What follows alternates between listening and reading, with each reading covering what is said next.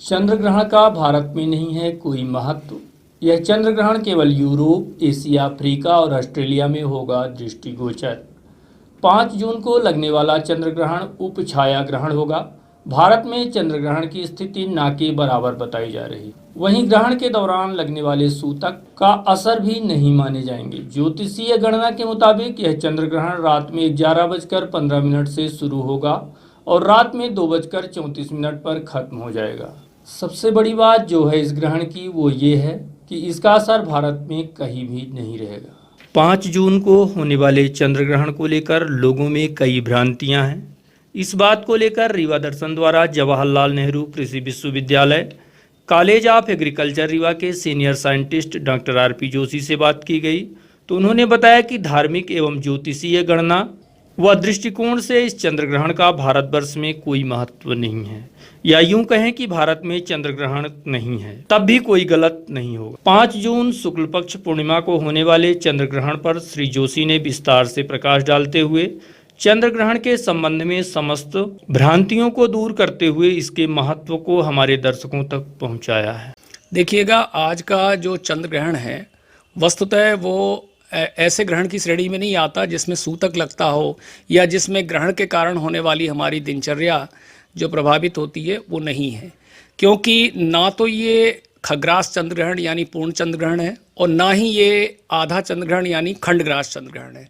वस्तुतः ये उपछाया ग्रहण कहलाता है, चंद्र ग्रहण कहलाता है।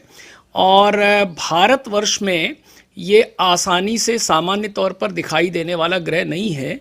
हाँ, हम यंत्रों की मदद से या जो हमारे वेधशाला में यंत्र काम आते हैं, दूरबीन है, टेलीस्कोप है, इनकी मदद से इसको देख सकते हैं। और इसमें किसी प्रकार से चंद्रमा हमें जो दिखाई देगा, भारतवासियों को जो दिखाई देगा, वो छाया में नहीं होगा। वो एक प्रकार से उसका धुंधलापन, जैसे अपन कोई घिसे हुए कांच या तेल लगे कागज़ से किसी चीज़ को देखते हैं, इस प्रकार का हल्का सा दिखाई देने वाले ग्रहण को हम उपछाया ग्रहण कहते हैं।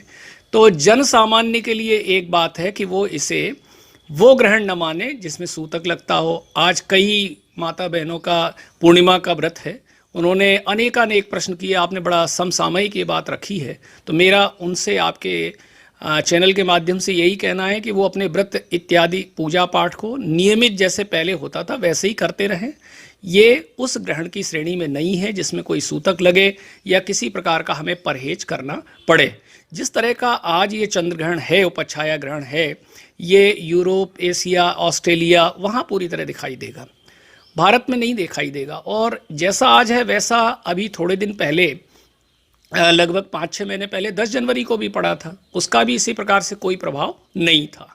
लेकिन अब जो आगे इसके थोड़े दिन बाद यानी ठीक 15 दिन बाद 21 जून को, आज जो पड़ेगा ना 5 और 6 जून की दरमियानी रात, इसके बाद 21 जून को जो सूर्य ग्रहण पड़ेगा वो हमारा प्रभावी सूर्य ग्रहण है और उसमें हमें वो सभी बातें करनी होंगी।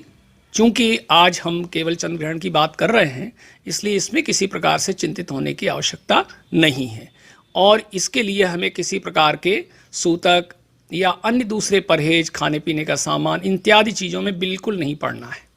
हम ये मान के चलें कि भारतवर्ष में ये ग्रहण जन सामान्य के लिए नहीं है, अध्ययन के लिए मात्र है और इससे किसी प्रकार से विचलित होने की आवश्यकता नहीं है।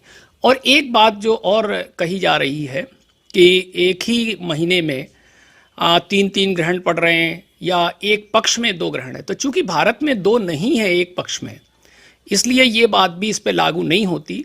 मैं पढ़ रहा था, एक जन ने एक क्षेत्रीय कहावत का भी उल्लेख किया है कि 1 पाक 2 गहना, राजा मरे या सेना। ये पूर्णतः सही नहीं है।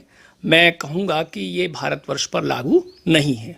पूरी तरह से यहाँ एक ही ग्रहण है जो एक सामान्य प्रक्रिया है, किसी भी प्रकार से इसमें कोई विशिष्टता ऐसी नहीं है जिससे चिंतित हुआ जाए।